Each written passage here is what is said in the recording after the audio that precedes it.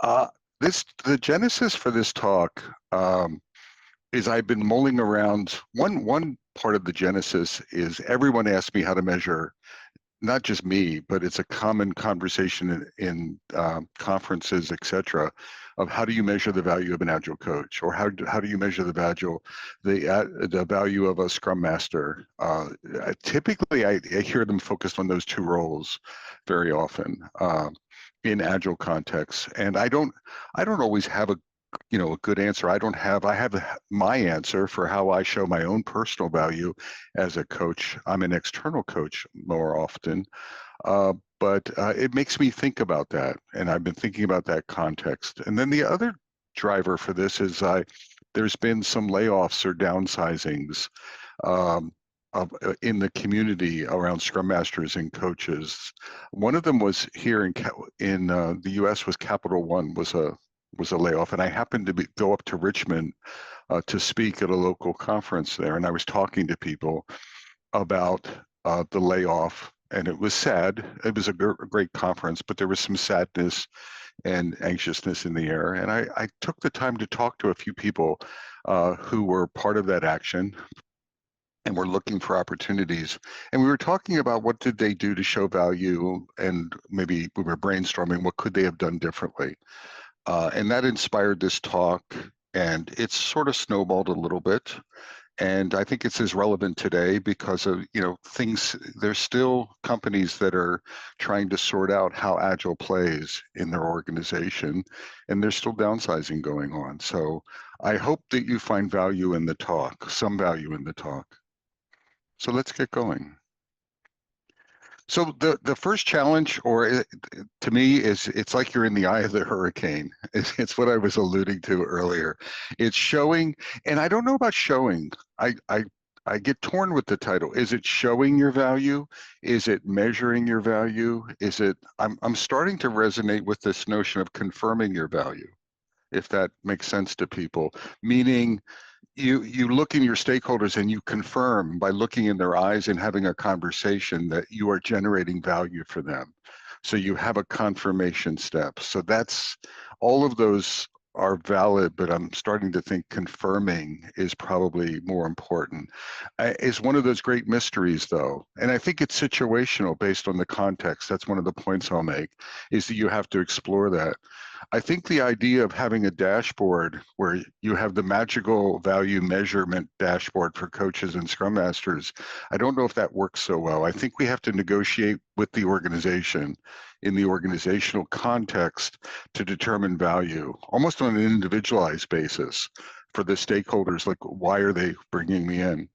The challenge has no easy answer. I'm going to give you a lot of ideas.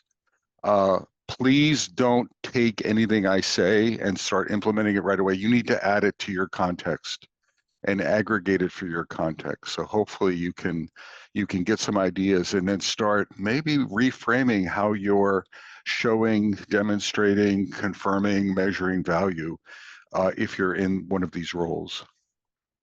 One of the things I want to amplify right now is I think the best time to establish value, to have those value-based, measurement-based discussions, is in the very beginning of an engagement, whether you're an outside coach or an inside coach, an outside Scrum Master or an inside Scrum Master, is to talk about that.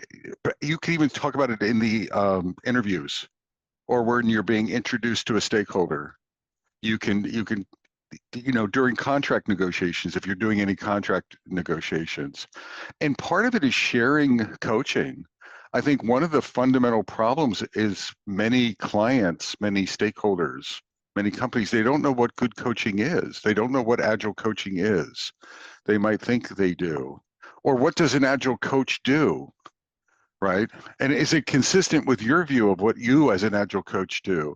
So in the beginning, there's this wonderful opportunity to establish what it is and what it isn't, and to connect the dots, and what are you bringing to the table? I think of co-creating that, of co-creating an understanding, and then I think it's important to partner with the client and share the goals, share the outcomes, so that it's not they're not measuring you, they're measuring us. They're measuring the partnership between the coach and the client. And we're co-creating goals and outcomes together and a vision and a why. Why am I here? Why are we here working together? What are the outcomes we're aspiring to?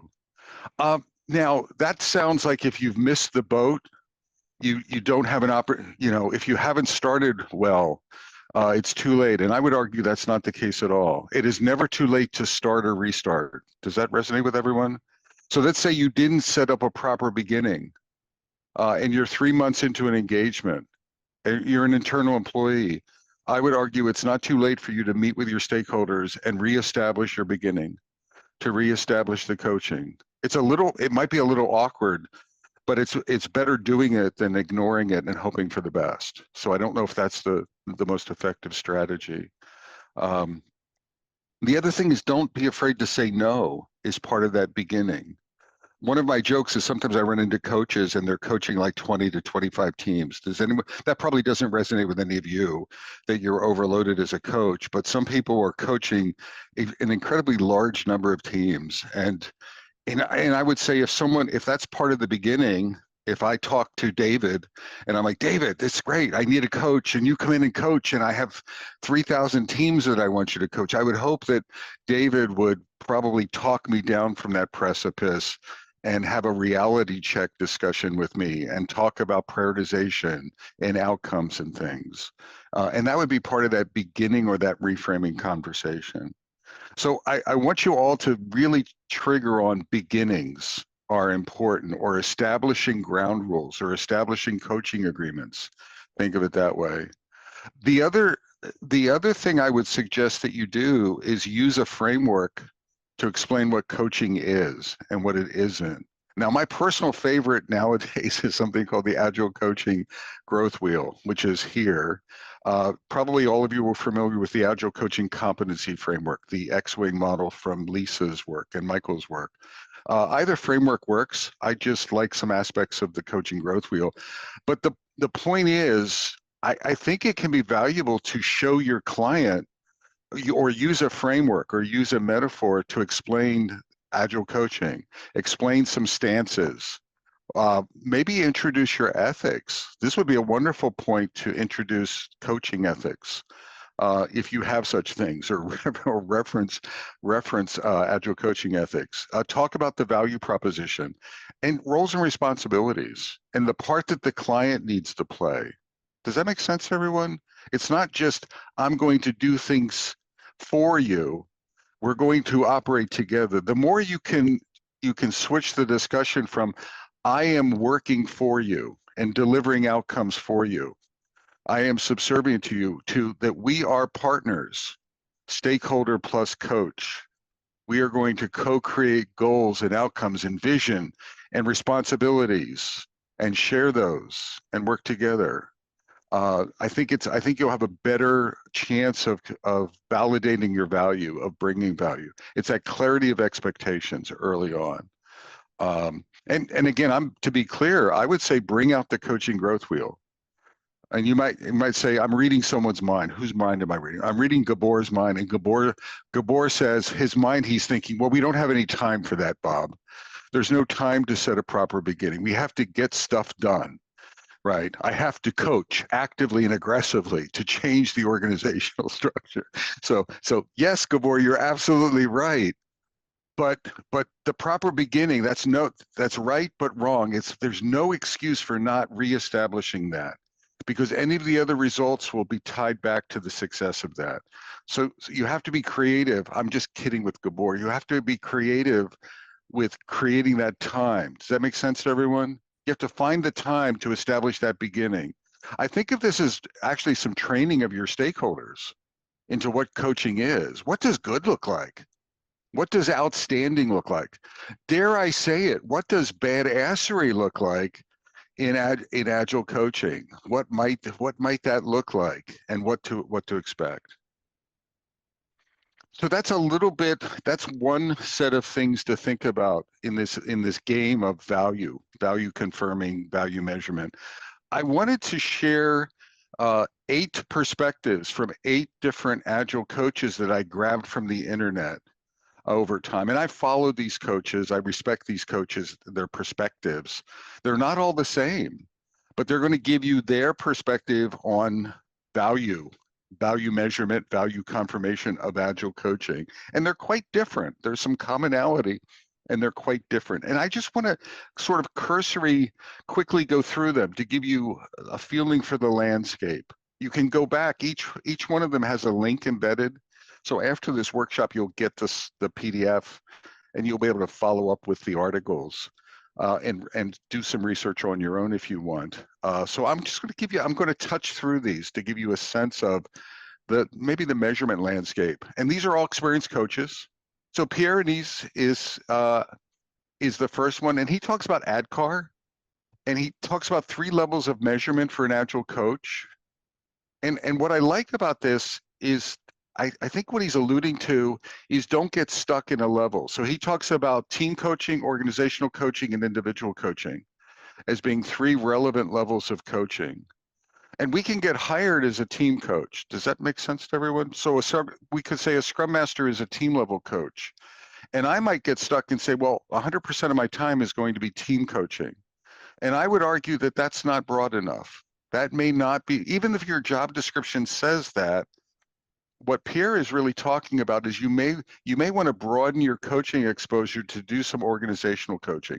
Now, of course, you have to have the skill to do this. You need the skill. Maybe you do this in a paired fashion or with a mentor as well. And you do some individual coaching as well. So we're not focusing in one area. We're not focusing just at the team. Like, I think that's a very dangerous strategy for a coach, no matter what you name yourself. But if you're coaching a Scrum team or a Kanban team or an Agile team, to just be 100% focused at the team level, I think that can be isolationist. I think that can, from a value, from the organization may not be sensing your value. And I want you to get broader exposure. Or think of this as maybe well-rounded, not Agile coaching growth wheel well-rounded, but organizational exposure well-roundedness from Pierre's point of view. Len Lagusty is a coach. I believe Len is on the west coast of the U.S. in San Francisco area. If I could be mistaken. He talks about the 8 ways to measure your impact as an Agile coach. And he just gives you some heuristics. I think of this as heuristics to sort of measure yourself. Some of them are quite, resonate with me, like proud parent moments. So I'm a parent and a grandparent. So I'm going to reframe that to be proud grandparent moments. And when I see my grandchildren doing neat things, or as I spoil them, because it's a grandparent's responsibility to spoil their grandchildren as much as possible and then return them. I get proud. I have those proud moments of your coaching, of your team or your organization. Ability to self-heal moments, right? Are the teams resilient? Are you coaching teams and organizations to resiliency? And are you seeing that self-healing aspect to it?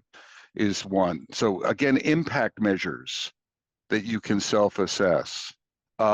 Coaching tree. Are your teams or organizations too dependent on you? Are you developing those around you? One of my personal measures as a coach is, am I developing my replacements, if that makes sense? Am I mentoring and coaching folks around me? Whenever I go into an engagement, no matter what the level is, I'm trying to leave them stronger after I'm gone. And so that's one of my impacts to do that. I talk about that with clients. That may not be a direct outcome, but it's an indirect outcome. It can be a very important outcome, and it's a goal for me. So you can be thinking about those things. Thinking about legacy. Everyone, I want you all to sort of jot down that word of what are you leaving behind as a coach? I think Len inspires me to think about that. What are you leaving behind? Not just with your clients, but in the community. Legacy is something I care. That's why I'm talking to you all tonight.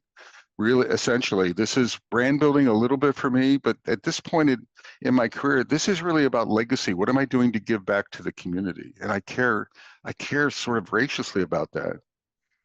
As my dogs are barking, if you can hear them. So you may hear some barking animals, but they're okay. No postal workers will be hurt as a result of it. Jesse Fuel is a coach in Washington, D.C., and the key point of Jesse is what to and not to measure. And he talks about instead measure coaches by leader and team satisfaction scores, by informal assessments, NPS, Net Promoter Score assessments, where you examine your clients and ask them for direct feedback on how well you are doing. And that's one of the reasons why I push back on, sort of mechanized assessments. They're not bad, but I want you as a coach you can trust those, but I want you to talk directly to your clients. Look them in the eye if you could. Give them an informal assessment and then return and have a conversation over that. Jesse's really talking about that. And it's that personal impact. What personal impact are you making to the team? Another way of measuring it is would they call you back? Or if you left them, would they would they be up in arms to have you come back? Are you adding that value that they would do almost anything to maintain you if you were leaving? I remember a tester once. I was moving a tester from a Scrum team from a team where she was performing. The team was high performance, and she was performing incredibly well. And I wanted to move her to a team that wasn't testing very well. So in my infinite leadership wisdom, I took her on the org chart. I moved her from this high performing team, and I moved her over to this struggling team. And I remember her team jumped up. I almost pictured them having like torches, flaming torches, and they surrounded my office, demanding that I stop that action and I return her to her home team. And that struck me as a value proposition. Is everyone with me? That was a visceral emotional value, and that's what you want to be looking for. I don't think, yes, you can measure story point improvement per sprint that you've inspired at the team, sprint over sprint. Or I guess you can look at those types of output or outcome metrics, but there's also these emotional metrics, and Jesse is, I think, touching on that. Todd Langford talks about 5 outcomes to strive for. This is something that you as a coach, I would suggest that one of my recommendations for coaches is that you journal. You have a journaling practice. I don't know if any of you journal, like keep a daily journal or something, and you journal actively as a reflection tool. Highly recommended that you would start, if you haven't done that, to start journaling as a reflection tool. And you could capture these in your daily journaling or your weekly journaling. Things like, are you helping the organization to see waste? Are you helping to demonstrate? Are you modeling a bias towards action? This is one of those things as a coach where, how do you demonstrate that as a coach? Well, you can model that behavior. Help the team to relearn how to learn, to empty biases, help with experimentation. Are you sort of moving the team or the organization towards those outcomes? And again, are you preparing them to do well without you? Are some of those outcomes to strive for as a coach? Maybe you're monitoring these yourself and measuring yourself. Like, what is your view of your performance? What is the client's view of your performance? What is the organization view? Neil McShane talks about 4 performance metrics: jobs that get done, client experience. What is the client? Community contribution. I love the fact that so 2 things that Neil's talking about that I think are unique are community contribution. Are you contributing to the community around you? Are you making the Agile world a better place in some way? For example, helping as a volunteer with groups, with meetup groups, helping with coaching circles, helping other coaches practice their craft is incredibly powerful. And by doing that, you're helping yourself, or you're honing your own craft, your own craftsmanship, your own skill, your own experience. Gene Gendel is a coach in New York, and he's less certified. He's in the large-scale Scrum community. He's strongly embedded there. I'm not sure he does a lot of coaching in that space. So you see some large-scale Scrum attributes in his top 10 objectives for Agile coaches. And again, these are objectives more from an inside out. These are my coaching objectives to affect organizations. So I think there's an organizational flavor to this rather than a team flavor. He talks about moving tribal stages. He talks about transparency. He talks about moving from individual measurement, even in large companies, to more team-based or more outcome-based measurement, impact-based measurement. He talks about moving from check marks and how to descale instead of scale. So a lot of less is in there, but it's thinking about it from an organizational influence perspective. Finally, the last one in the 8, and I hope you're just getting a sense of the different lenses. Think of these as different lenses to look at your performance. For the client to look at your performance, for you to look at your performance, if you will, your impact, your value statements. And Roger Brown is a coach in California, I believe in San Diego. This was the earliest of the coaching statements, and he was talking about the value of an agile coach, like value areas or reasons to hire. So another lens that you might want to look at is not quit your job, but what if you were interviewing for a job and you were doing a poster of this is who I am, this is what I bring to the table, and how will you articulate your value in an interview, your competencies in the interview. And so Roger talks about deep knowledge of Agile, broad experience, impartial perspective, and be able to tell stories about that. Access to resources. Are you connected in the Agile community? I was at a coach camp over this past weekend, and we were having a discussion around what part of the skill that you bring to a client is your coaching, your experience, and what part is related to your network. Does that resonate with everyone? Like the people around you that you can tap into. And the question was, does that matter? Does that have value to the client? And I think it does. I think it does. I don't think they're going to pay. So if you have 5 people in your network, I don't think they're going to pay for 6 coaches. But I do think that having those sounding boards make you a more valuable coach. Maybe make you a broader or a deeper coach. Any questions so far? That's a nice place to stop if there's any questions.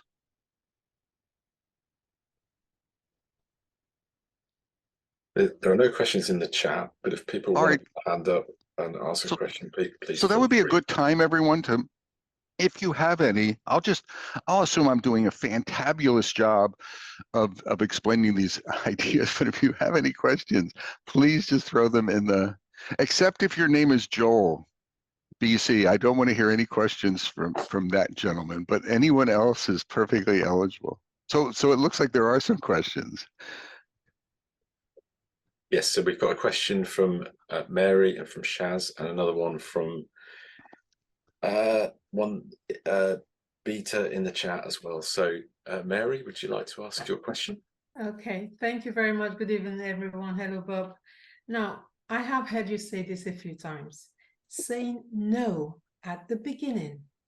But how does one say no, especially early on in one's career, in one's, agile journey? How easy can that possibly be? I think it's no, Mary. What I'm trying to say is, I think biting off more than you can chew, I'll use it that way.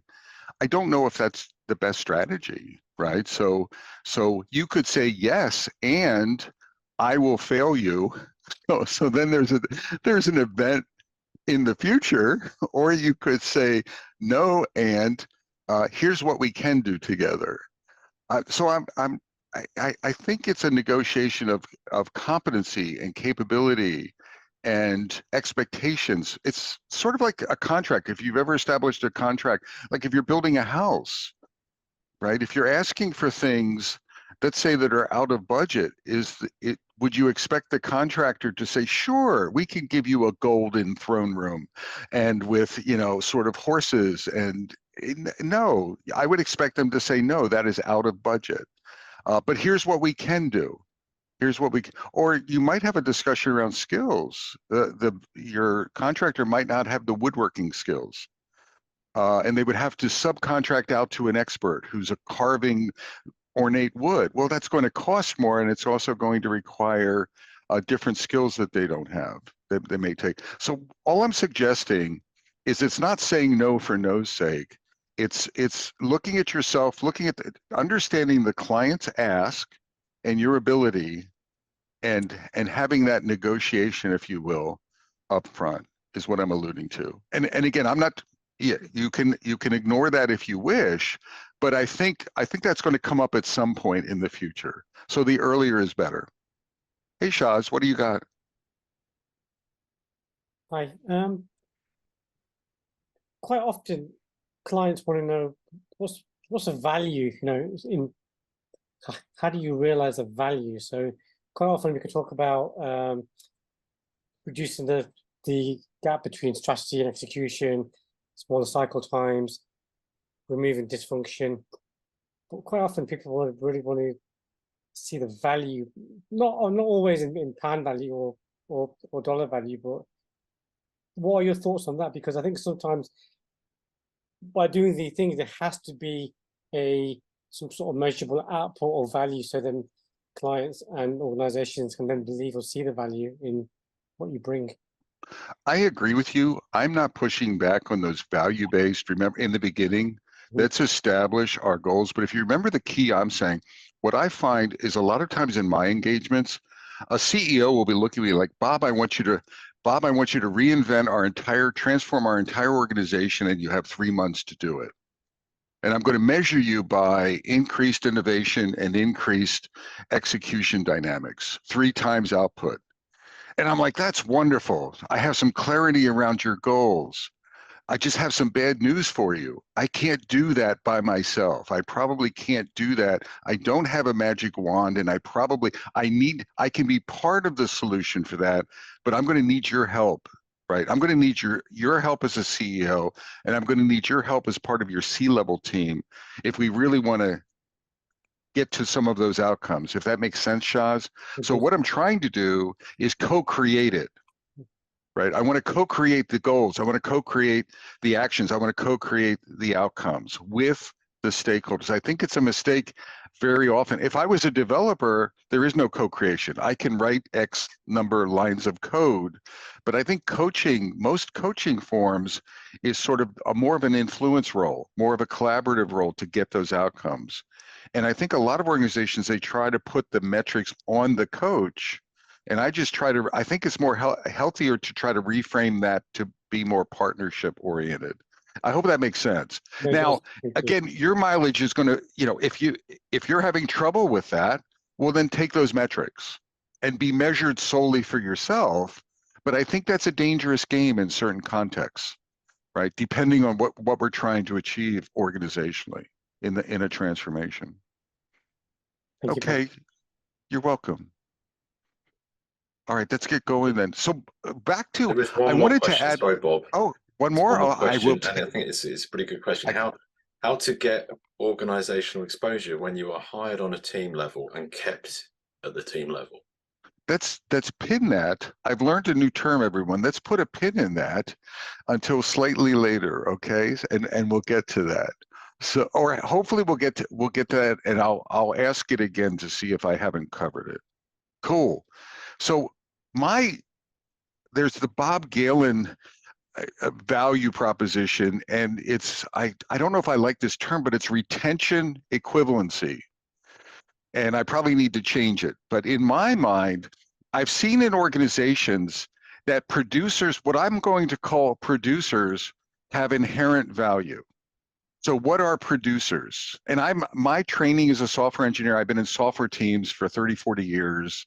So I've just observed as a leader, as an engineer, and then as leader, senior leader, that there are certain roles that have inherent value when the going is tough.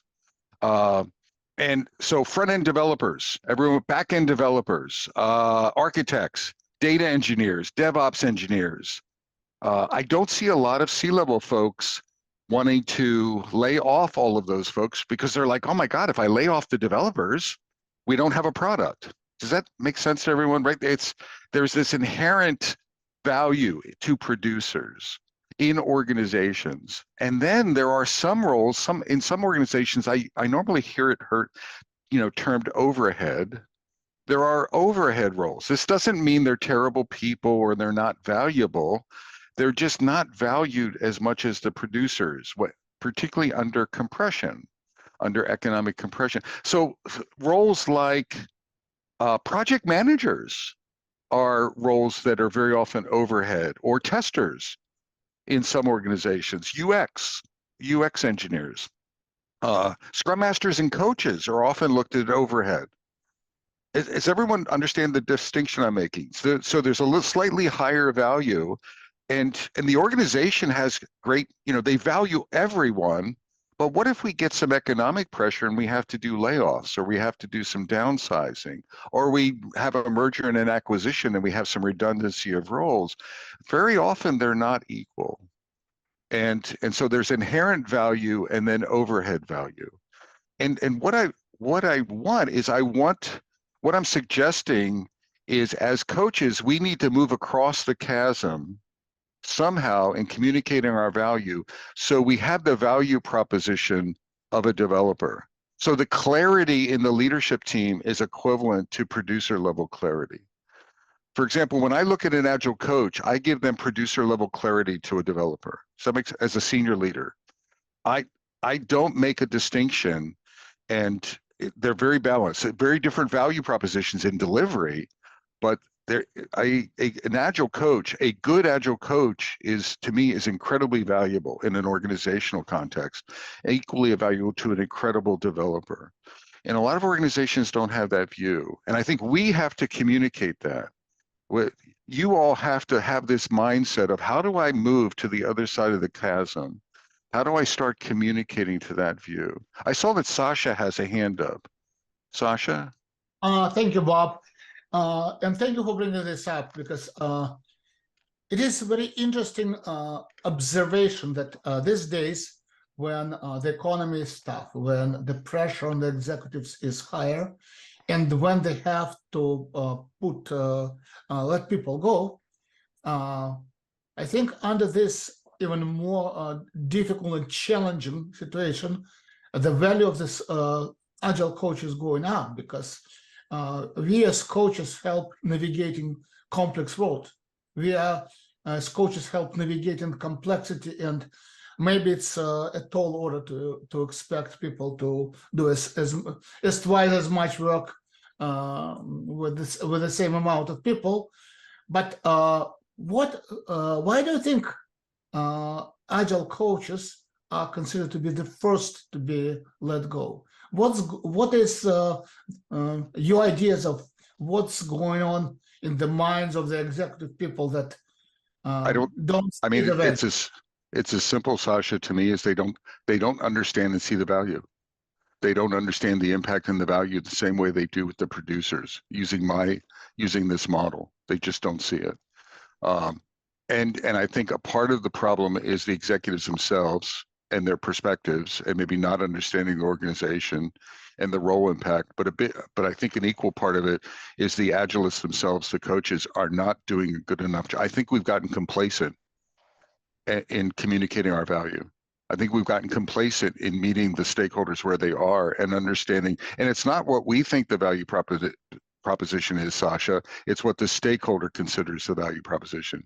We have to meet their value, right? So, I've heard coaches say, well, I converted 3 teams to Agile and they're doing moderately performance.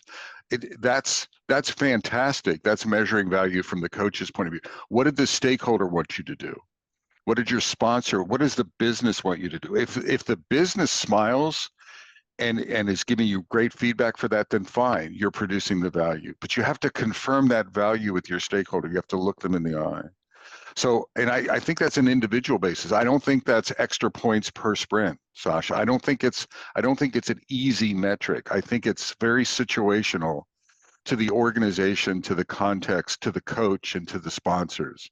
But we need to continually and it requires conversation. Does that make sense? It can't we have to continually checkpoint with them. We did this. Are you noticing value? No. What are you looking for? What are your goals? Oh, I didn't understand that. Oh, we need to do a reset. And it goes back to that co-creation. I think a key is co-creating the game plan, the strategy together. So with the coach, with the sponsor is a part of that. Thank you. You're welcome. So my personal value advice, everyone, is to think about things like establish that upfront understanding of Agile coaching. We talked about that. The why, Sasha led us into the why and desired business outcomes. And we really want to you want to establish a relationship with your sponsors. Again, it's going to take time. Like increase the empathy. We talk about empathy as being a coaching part of in the Agile coaching growth wheel, part of self-mastery is building empathy with your clients, building relationship with your clients. But I think a lot of coaches, team coaches, are going to have a challenge doing that. Well, tough. You have to get up and you have to find some time to start establishing those relationships with your clients to understand what are they really looking for and how do you partner with them? How do you have some skin in the game with them to meet those goals? Focusing on outcomes. Consider qualitative and quantitative. I was having a discussion. I'm not infinitely connected, but I've been a senior leader in rooms, in darkened rooms, with candles and cigar smoke floating around, and where we made decisions about layoffs. I'm painting a very gloomy picture. It's not. I'm really making this up, but I've been in rooms with senior leaders where we've been where we've been challenged. I have some bad news for everyone. Everyone thinks those are data-driven quantitative decisions, that these leaders are getting spreadsheets out and looking for optimization and thinking algorithmically. And I hate to break the news to you, but it's perception-based gut feel and emotional decisions that's driving the decisions. So I'm not anti-data. I'm pro-qualitative. Everyone with me? Relationship building. How do you make them feel? It's not just what you did. How do you make the teams feel? That's why Jesse Fuels, his perspectives I think are quite powerful. It's both of those. It's both of those, and it's really important. And I'll tell you, in my experience, it's the qualitative that trumps the data every time. And it's usually something like, oh, we don't, what do the Agile coaches do? Oh, we don't really know what they do. Oh, well, do we really need the Agile coaches? I don't think so. So it's really that kind of, I'm not trying to strike fear. I'm actually trying to encourage us to do a better job of connecting the dots to these leaders, of showing our value, of crossing that chasm. So one idea, everyone, is stop. Can I say this loud enough? Is everyone hearing me loudly? Stop being so humble. I've given this talk to some coaches in small groups. And I remember one of them, it was a small group of like 15 coaches, and they looked at me like I was almost the devil incarnate. They're like, what are you talking about? We serve the team. We are egoless. What are you suggesting, Bob? We thought you were with us. Now you're against us. What are you talking about? I'm not suggesting that you become an utter ass or totally full of yourself, but what I'm saying is we have to become comfortable with blowing our own horn. Everyone with me? Right. I think David mentioned it or Muhammad mentioned something like that. We want to show our value. I would actually argue you want to lean into it heavily. How many people are really uncomfortable with blowing your own horn? Let me see some hands visually. How many people are? I'm an introvert, for goodness sakes. I feel slimy when I'm blowing my own horn. I feel like a snake oil salesman. It just doesn't make me feel comfortable, right? It doesn't, right? But that's tough. That's a tough place to be. So blow your own horn. Make your personal contributions visible through the team or the organization. Talk about yourself every once in a while. What part did you do? My team is rocking it. My team knocked it out of the park.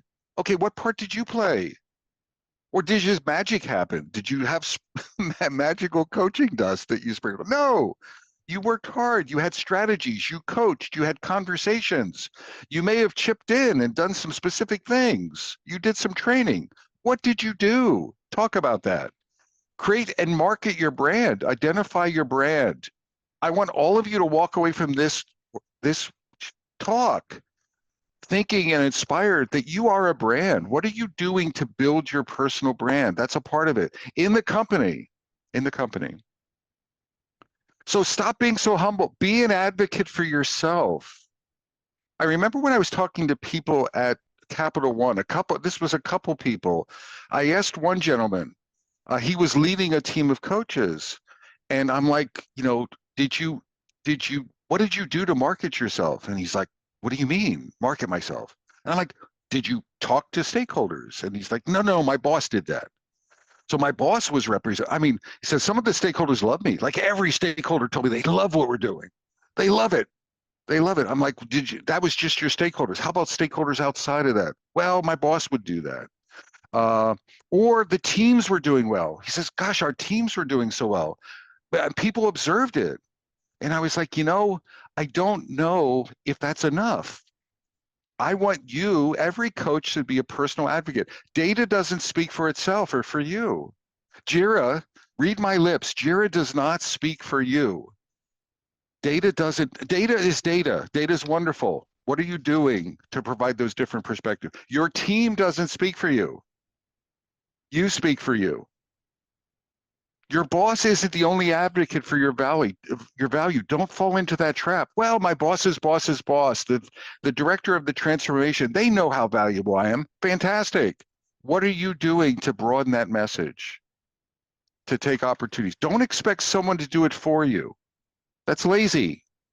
That will not cross the chasm for you. Again, I know you have a job. So please, none of you, Betsy, do not go back to your company and say, Bob Galen told me to become an advocate, so now 100% of my time is spent on talking about blowing my own horn. That's not what I'm saying. What I'm saying is finding those wonderful opportunities, perhaps in events, like at a review, or a reflection, or a system review, or PI planning. Are there events to shine and find those events and advocate for yourselves? Another part of it,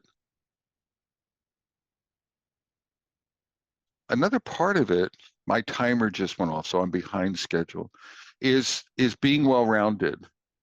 So I think another mistake we make as coaches is we have a favorite. Do any of you have a favorite coaching stance that you stay in a large percentage of the time? Many coaches have their favorite stances. And then they have their least favorite stances, and I sometimes call them one-trick ponies, with all due respect. And it's like, I never met a client that I couldn't ask 1,000 powerful questions. I'm just kidding around. So, and that's fantastic. But are we adept enough? Are we broadening our skills enough? Our self-mastery. One of the beautiful things about the wheel is we want to be constantly strengthening, broadening, and deepening our skills so that we're bringing that value to the equation. Yeah, everyone with me? Maybe product knowledge, maybe something that we have to work hard and we bring product experience and knowledge in so that we have skin in the game on the product side of the equation. So the wheel is a wonderful place to think about that. One idea is to increase your visibility. So I've seen in a lot of organizations, they have meetings, they have all hands meetings, they have quarterly events. Anyone familiar with things like that? They have special events. If you're a coach and facilitator, you all should be all over that. Christina, your eyes should light up. It's like, oh my God, that's an opportunity. And that's an exposure. I could expose myself to the entire C-level team. They could get a sense of my facilitation skills. Volunteer for that. If you're doing any system-wide retrospectives, step into that. So coach and leading from the front. I want you to all think about coaching not from the back. Very often, the posture of coaching is coaching from behind. Does that resonate with everyone? We're coaching from behind. I want you to think about, that's fine. Do that the majority of the time, but occasionally coach from the front. And what does that look like? That might mean partnering with a senior exec and explaining the Agile strategy, having a part to play in the Agile transformation strategy, having some skin in the game with that, where you're actively participating with leaders in rolling that out and identifying system impediments and overcoming them. and talking about dates or expectations or goals or outcomes or OKRs, etc. So facilitate sessions, all hands activities. Look for increasing, Bob, how do I know if it's working? Are people coming to you and asking you for help? If no one is coming to you, you don't have enough visibility. That could be teams, that could be cross teams, that could be product teams, that could be other Scrum Masters, that could be managers, that could, so if no one is pulling you in, you're not doing good enough job. You want to increase, you want a snowball effect. You know that you're gaining visibility and you're showing value when your WIP limits are getting, when you're approaching your WIP limits in those requests. That's a good problem to have. So think about those opportunities. Going back to what I was saying about Capital One, anyone ever get feedback? Who can I pick on? Teddy Carroll. Teddy is a coach at the Scrum. Teddy, you're doing a great job, right? You keep doing it, Teddy. I love that palm tree behind you, Teddy. Just you're a fine coach. You're a gentleman and a scholar and a fine coach. Woo! You keep going, Teddy. I gave him all positive feedback. It was very generic. Teddy, what value you bringing to the table? You don't know, right? What I would say is I appreciate those fine words, but what I want you to do is superficial. I think a lot of organizations, and this happened at Capital One, there was superficial positive feedback. There was superficial kudos, not superficial people, not bad people.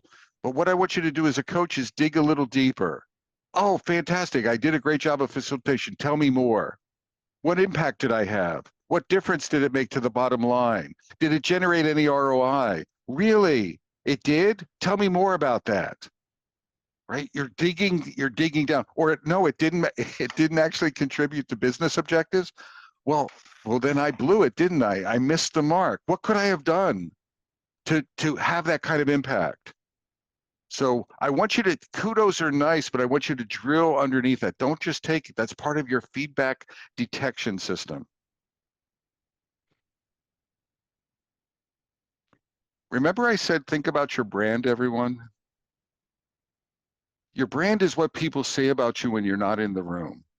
So I want everyone to close their eyes, not there. I'll tell you when to close your eyes, except Joel. Joel has to turn around entirely, but no, I want you to close your eyes and I want you to think deeply and honestly and reflect on, what do I think in my current organization, what are people saying about me when I'm not in the room from a branding point of view? So close your eyes and I'm going to give you 20 seconds to think about, what is my personal brand? Everyone with me? What are they saying about me? Okay.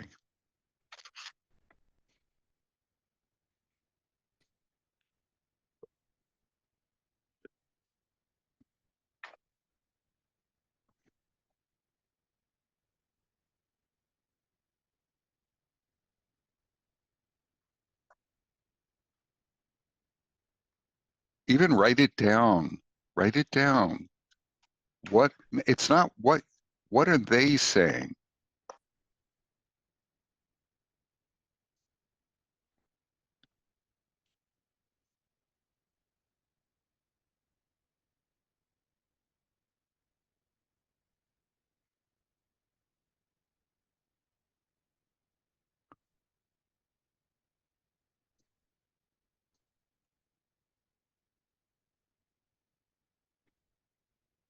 All right, everyone.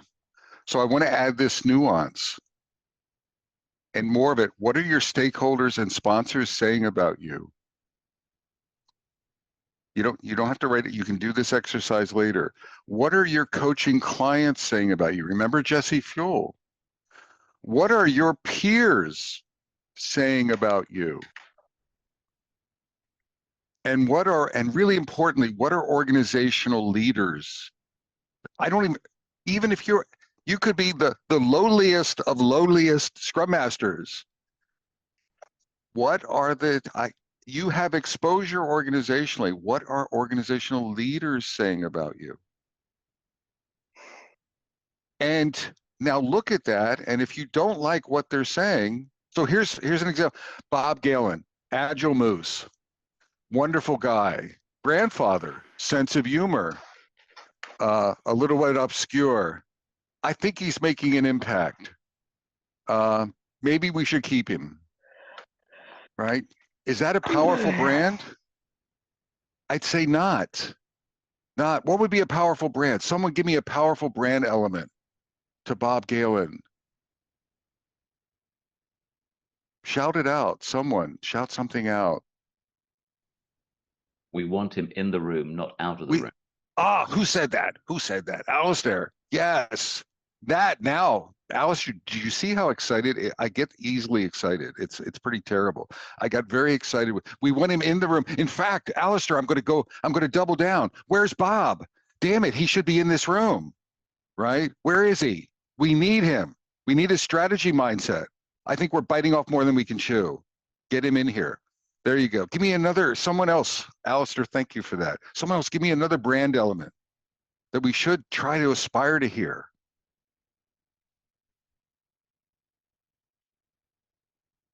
I'll go.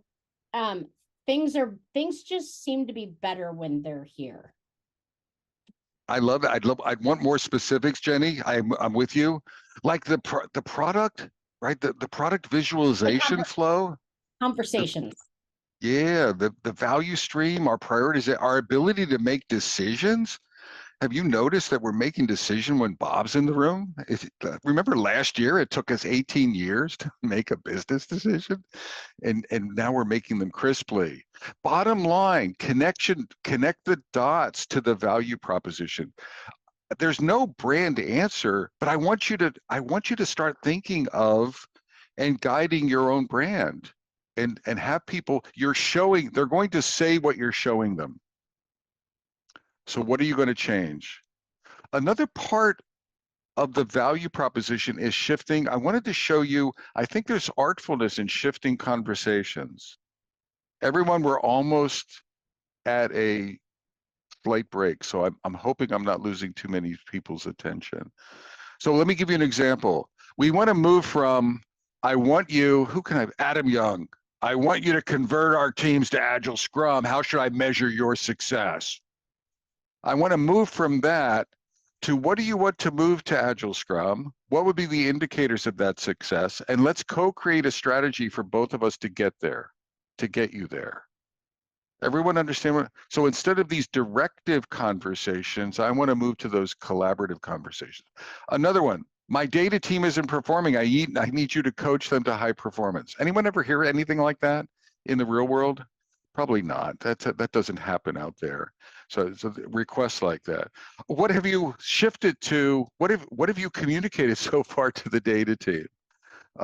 What does their high performance look like to you? And how can I help you get them there? Right? How can I help you? So consider that a manager of the data team.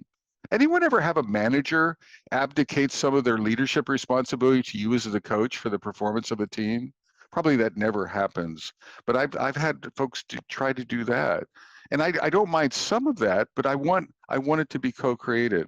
If I hire you, you'll have to coach 20 teams and get them operating in an agile fashion in 3 months. Okay, what does that shift look like? First, I'm fairly sure I can't coach a response. I can't coach 20 teams at the same time, and it's unclear to me if a 3-month is sufficient to meet your ambiguous agile fashion goal. Let's work on, maybe I'm a little snarky there. Let's work on defining a strategy together. And finally, I don't see your teams improving quickly enough. Can I get you to commit to a 1-month program of improvement?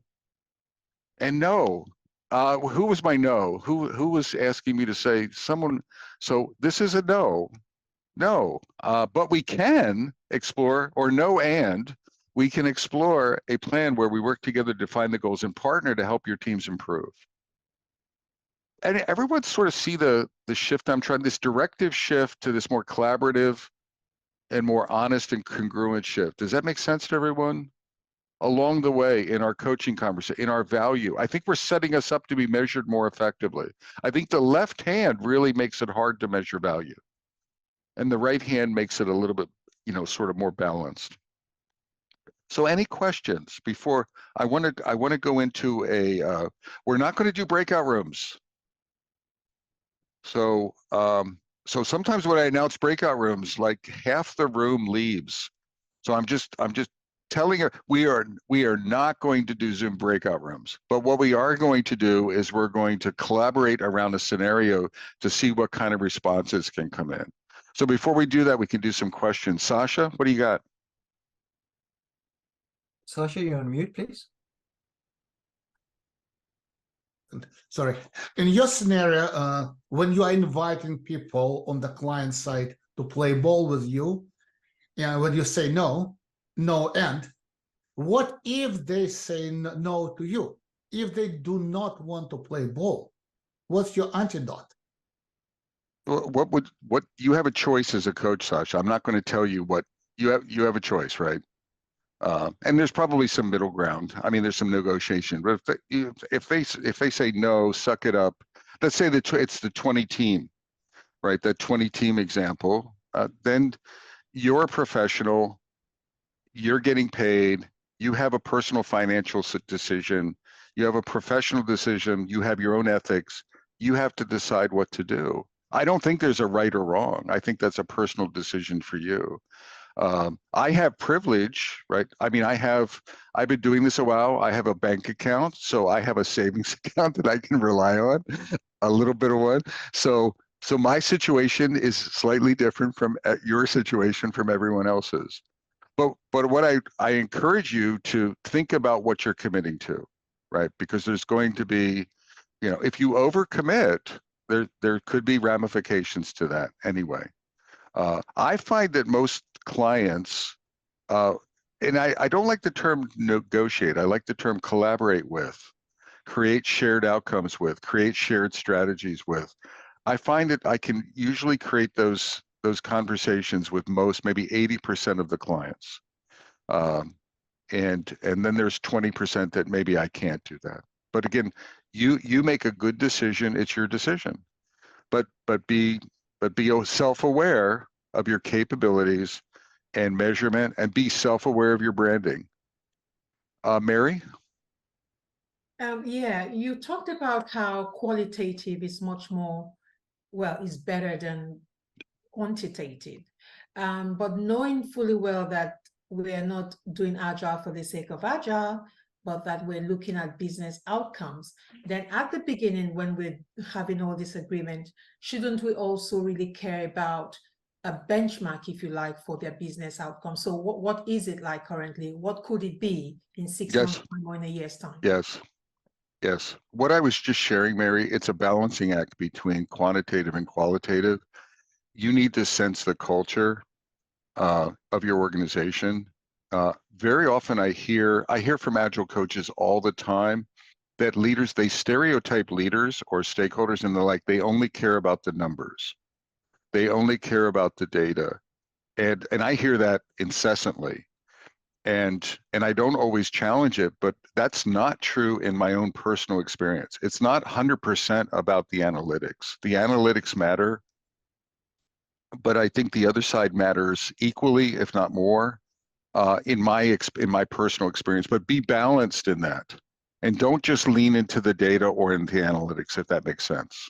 That's really what I'm trying to communicate. And then what happens is folks get complacent on the behavioral side. It's easy to have analytic dashboards chunking up story points and value points and things like that.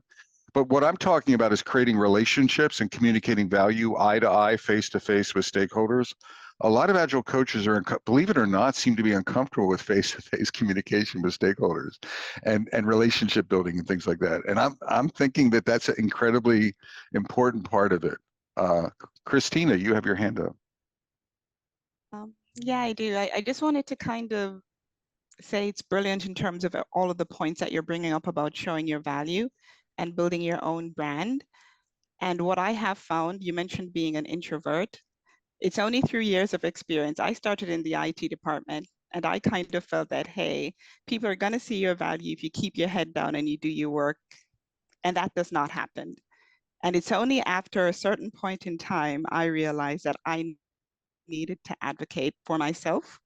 And if you don't, then Some people might, but they're not a lot of people who are going to be a better advocate than you are going to be for yourself. So you have to have a kind of mindset of, what is your purpose in this company? What is, when you talk about skin in the game, why are you here? Are you Yep. saying yes just for money? Or are you here because you want to be useful and you want to add value? And when you think like that, people see it.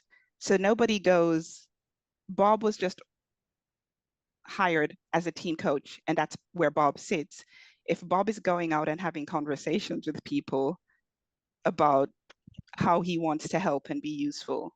So it's just brilliant what you said. And you mentioned the kind of us versus them mentality, which I see so much in our community, where we kind of think that exec and C-suite people are completely different from us. And if we had convos with them, we'd realize that they're just the same. Absolutely. I couldn't agree more with what you're saying. I see Alistair had his hand up, I think, with a question. Yes, thank you, Bob. One of the things that I'm wondering is, how often do we reach out to a colleague in the organization who can, just following on from the idea of putting some metrics, putting some hard numbers down. I'm lucky enough that my entire background, my entire career has been in finance, and then I moved into agility. So it's always been natural to me to measure and to be able to prove to executives the value of what we're doing and why we're making the changes and so on. And you can take anything and you can add some really interesting numbers. Normally you need only 3 or 4 good data points or data sets that you can explain these things with, and people kind of go, oh yeah, I see the value, you've improved this by that percentage, you've done this and so on. And absolutely, what I find is that then helps with the qualitative. I like this guy, he actually speaks my language, he's actually here to understand that I need to be able to explain to my boss what the return on investment is of hiring this ludicrously expensive agile coach person, but he's helping me do that. Now, obviously, not all of us have a finance background, but I'm wondering whether we're missing a trick in that. Shouldn't we be, linking arms with a finance savvy person? And I think all of our agile teams should have a fully qualified finance person in them to help that entire team to work out, A, help it make better decisions, but B, also then to be able to explain the value of what it's done and what it's achieved.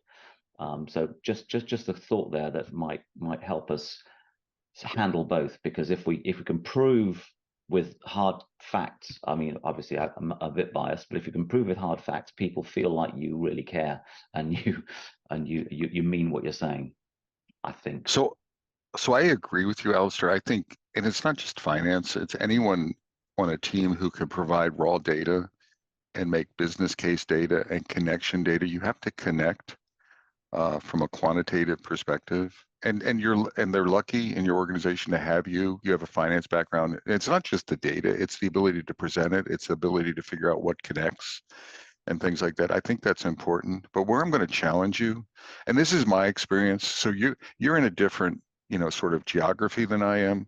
I've worked in companies broad, geographically distributed, more smaller companies, a few large companies.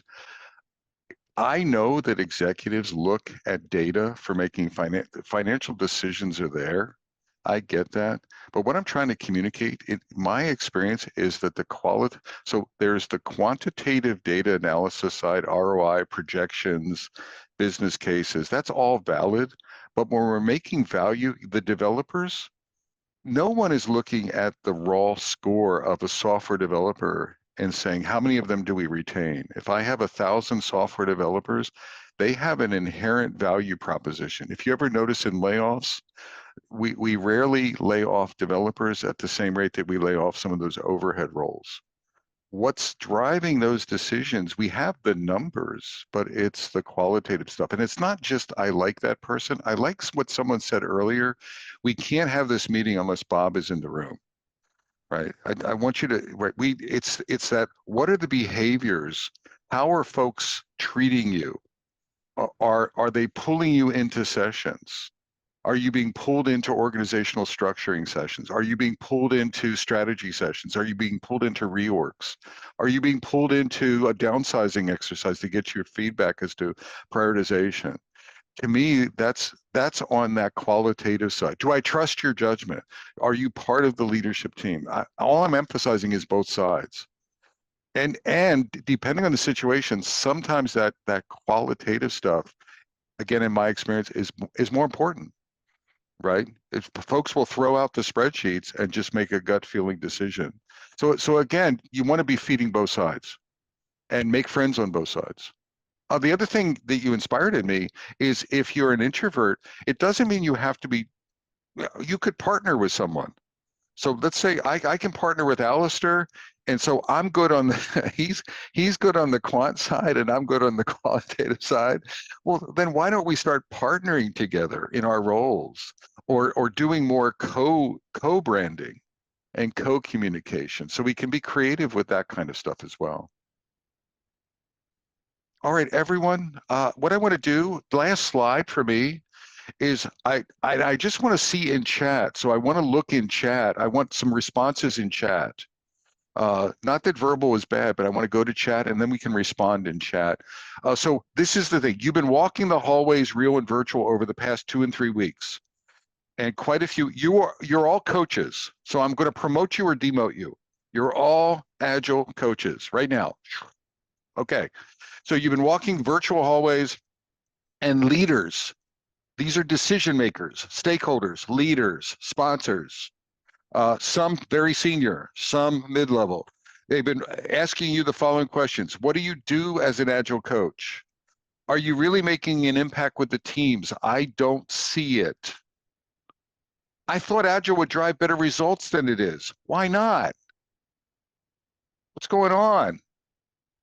And so I want you to respond. In each case, you don't really have a good answer. What should you do? And how can you better communicate progress and take some credit for it? These are opportunities not only to answer the question, but to take a little credit for it, to blow your own horn a little bit. You don't want to overdo it, right? It's a balancing act. So what I want to see is any responses to those things or ideas. And if you respond to those 3 questions, just put 1 and then your own response, or 2 and your own response, or any general responses. But I want to just look at chat and see what the crowd is thinking. How do you do this? What are some ideas? And let me fire up chat.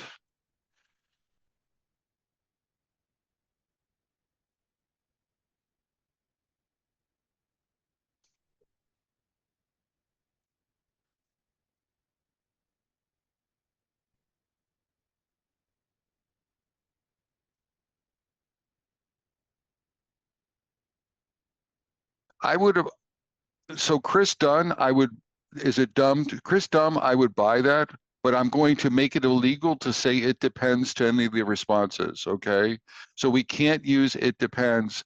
It's a wonderful answer, but I want to go below it depends. It does, but I want to see something a little bit deeper.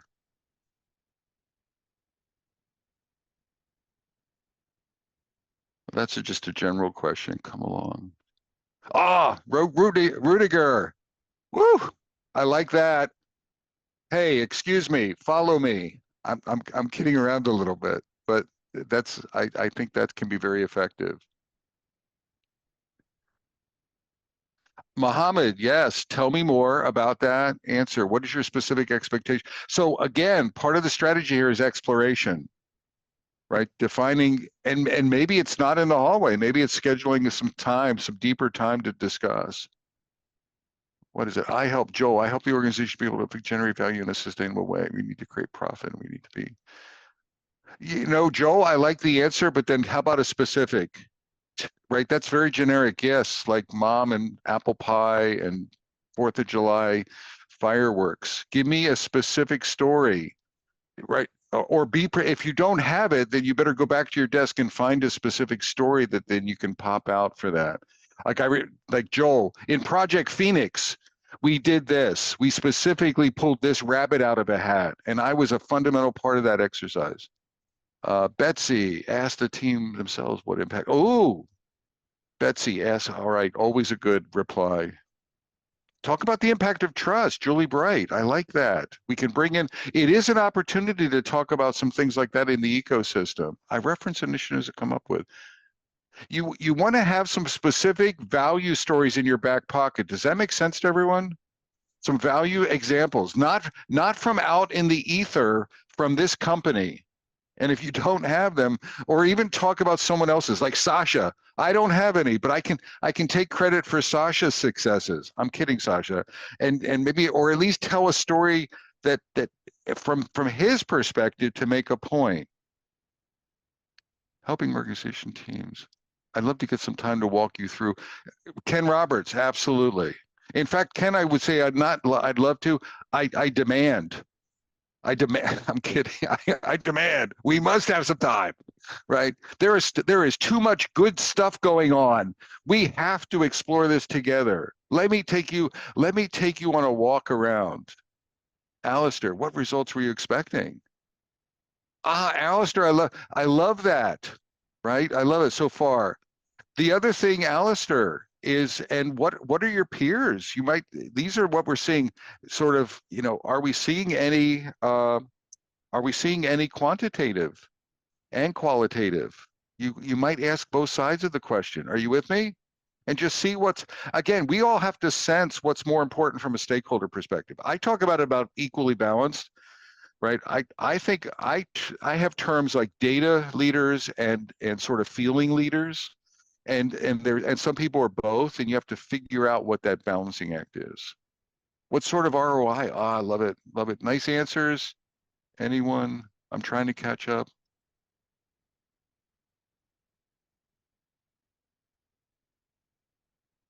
Love the teaching. Okay. So now some people come off. Anyone can come off. Raise your hand. I'd like to get reactions to the chat, or any direct questions from the crowd. And we're very close to closing this session, so this is a time to ask questions.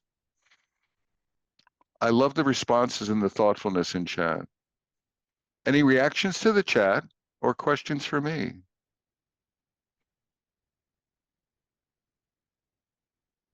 No? One of the immediate things that struck me is when we moved to this role-playing style, we seem to be able to free our minds to come up with some really good, solid answers. And I think by practicing these, as you say, have them in your back pocket. By practicing these, we are then not deers caught in the headlights when we're faced with it. Too often, it's on the drive home or at 4 a.m. that we think of a great response. But if we practice in advance, we could do better. So thank you for this. Alistair, actually the intent, so if I wasn't so afraid of putting people in breakout rooms, one of the intents of this workshop was to actually do role plays where we would practice defending some of these conversations to increase our nimbleness and our ability to respond. So just because I'm not doing it, everyone, I would strongly say, Alistair is like right on. He nailed the ending here. I'm encouraging you all to practice. I think winging these discussions is not the right strategy. Practicing them and situationally, sort of just with peer in a safe environment, will arm you to be able to do a better job. And my experience is, coaches really I see very few good answers. Most folks are caught off guard and are very uncomfortable with this. And I just want us to become more skilled over time. Hey, Mary, you have your hand up. Go ahead.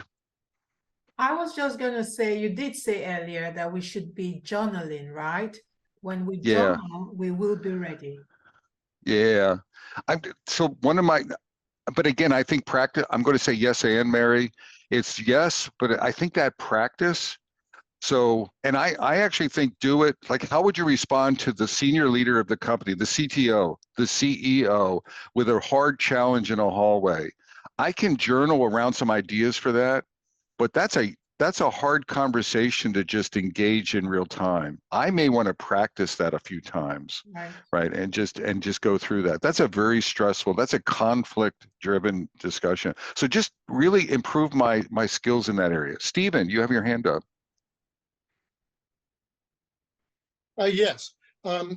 As someone with a finance background, I'm a CPA and have been involved in a lot of large technology organizations. I'd be interested in your thoughts on, I have encouraged people in the past to use pro forma numbers, meaning you're probably not going to have access to detailed or sensitive data for your teams, but you can create presentations, based on representational numbers. And I'm just wondering why we don't see that much. In other words, if we're paying somebody £100 an hour, we can demonstrate what a reduction in cycle time represents in pounds. And I'm just wondering why we don't see that, because I've gotten a lot of pushback from people saying, oh, you just have to have trust. And the bad news for anybody listening is regulators, trust is not. They're not trustful, Stephen? No? No. I mean, I think there's not enough Alistairs going around to provide data. I mean, all joking aside, I don't think there's any intent to not share it. I mean, it's that extended trust, or what are you going to do with it? But I think if the organization wants that level of data, if it's useful in connecting to leaders and connecting value proposition, then do that. I'm going to give you a counterpoint, and I'm not undermining. I'm yes-anding to what you said. Yes, but I've also talked to so many CEOs, and they've had this kind of a conversation. My teams just lack taking responsibility, Bob. I feel like they're going through the motions. I mean, I have metrics for the teams, but they don't have good morale. They're just sort of going through the motions. I think they could do so much more, and I think they're like sandbagging it or something like that, or whatnot. So it's morale issues and things. And if you could do something about that, if I could see people getting excited about what they do, if I could see them excitedly talking to the clients, and I want more innovation. We're just complacent. We're not, we look for product to drive all of the innovation. Why aren't we engaging the 10,000 team members who have domain experience, et cetera? So there's the numbers side, but then what I was talking about, Stephen, was the behavioral side, attitude, right? Engagement, innovation, energy. A lot of leaders, and again, we can't always measure those things. We can't always quantify them, but they do matter. Maybe not in your environment, but so many CEOs, they want both sides. It's not just a measured side. It's an attitudinal side. It's an energized side. So that's an example of what I'm talking about.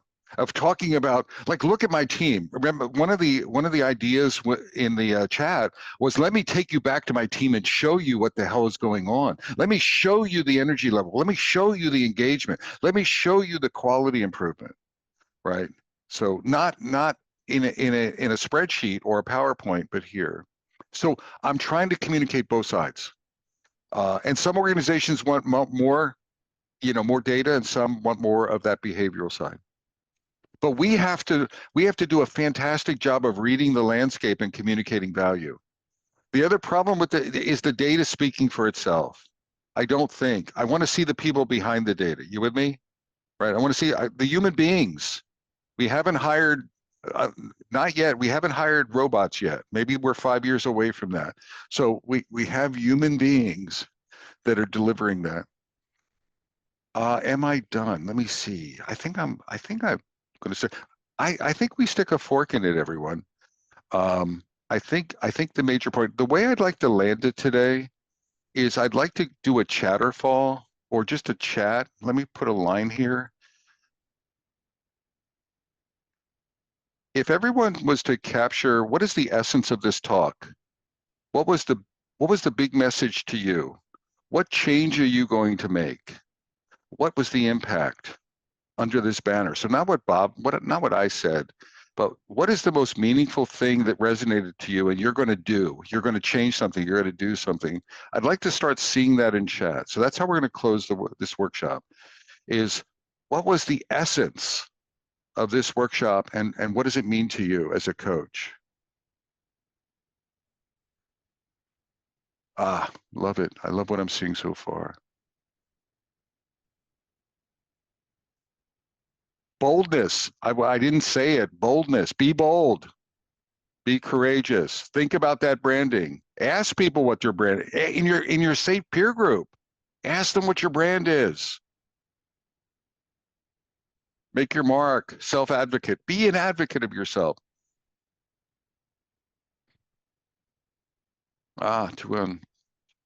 Story sell your values. All right, everyone.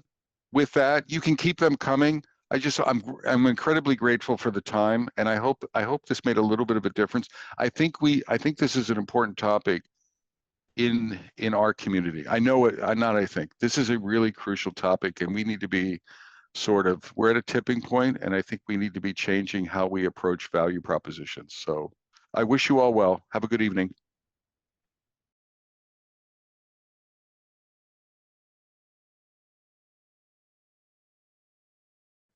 Hi there, Jeff Watts here. And like me, I'm sure you loved that session because it's another example of becoming great at Agile. We're proud to sponsor Agile Northants here at Agile Mastery Institute because, like us, the people of Agile Northants know that mastery matters. And we're on a mission to make Agile certification meaningful. We want to change the paradigm so that when people think of Agile certification, they think of a pathway of actual, real, deep learning over time. Not just learning good practice, but reflecting on that practice and tailoring the learning to the context of the learner.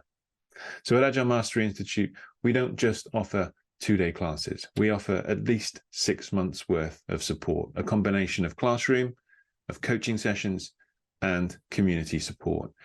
So you know that you will get some great practice content and theory and skills development, but also you will be able to direct that learning through your bespoke coaching sessions over the course of at least 6 months. This will help you in your role, it'll help your employers, it'll help your teams, and it'll help regain respect for Agile certification throughout the industry. So if you believe Agile certification matters, then come along to one of our cohorts. We've got licensed guides around the world offering flexible programs over time zones and cadence. Check out agilemasteryinstitute.com for your options. And I've personally got a few cohorts coming up where if you're quick and you use the code NORTHMASTERY, then you could get up to 25% off, but you have to be quick to get those discounts. If you've got any questions about any of it, how the pathways work, how it could work for you, how it could work for your organization, then just drop me a note and I'll happily explain more. But until then, keep on doing great Agile.